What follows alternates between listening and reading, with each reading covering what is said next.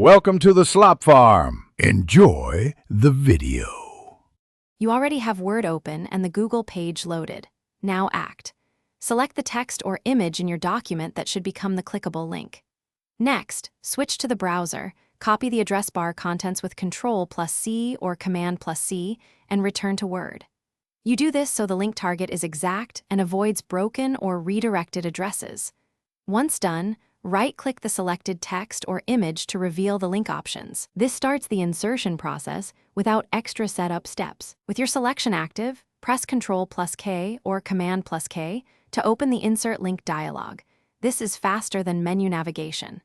Paste the Google URL into the address box and confirm it begins with https:// so Word treats it as a full web link.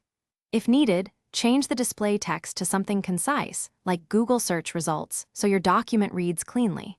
Make sure to click OK or Insert. Doing so embeds the hyperlink without changing layout or formatting unexpectedly. Now test the link immediately by Ctrl+clicking or the word-specific Open command to confirm it opens the correct Google page. If it goes wrong, edit the hyperlink. Remove stray spaces or tracking parameters and paste the clean URL again because small errors or missing HTTPS can break it. Once it works, save the document. If you need to share, export to PDF and test the link there too, since some recipients may view the file in apps that alter link behavior. Thanks for watching. Consider subscribing if we helped you today.